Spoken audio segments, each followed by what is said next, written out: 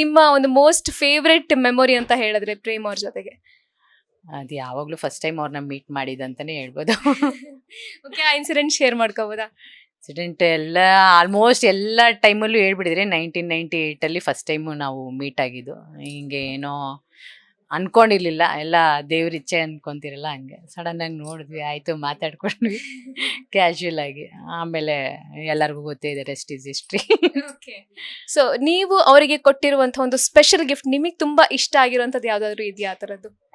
ಆ ಥರ ತುಂಬ ಪರ್ಟಿಕ್ಯುಲರ್ ಆಗಿ ನಾವು ಏನೋ ಒಂದು ಥಿಂಗ್ಸ್ ಆ ಥರ ಏನಿಲ್ಲ. ಈಗ ನಾನೇ ಎಕ್ಸ್ಪೆಕ್ಟ್ ಮಾಡೋದಾದ್ರೂ ಜಾಸ್ತಿ ಟೈಮೇ ಎಕ್ಸ್ಪೆಕ್ಟ್ ಮಾಡೋದು.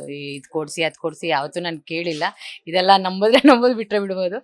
ಬಟ್ ಅವರೇ ಏನೋ ಒಂದು ತಗೋ ಅಂದ್ರೂ ನಾನು ತಗೊಳ್ಳೋದೇ ಕಮ್ಮಿ. ಬಟ್ ಈ ನಡುವೆ ಏನಂದರೆ ಇನ್ವೆಸ್ಟ್ಮೆಂಟ್ ಥರ ಗೋಲ್ಡ್ ಎಲ್ಲ ಸ್ವಲ್ಪ ಆಮೇಲೆ ರೀಸೆಂಟ್ ಇಯರ್ಸಲ್ಲಿ ಕೊಡಿಸ್ತೀನಿ ಅಂದರೆ ಬೇಡ ಅನ್ನಲ್ಲ ಜಾಸ್ತಿ. ಆದಷ್ಟು ಅದೇ ಒಂದು ಅಸೆಟ್ ಅಂತ ಮಾಡ್ಕೊತಾ ಇರ್ತೀನಿ.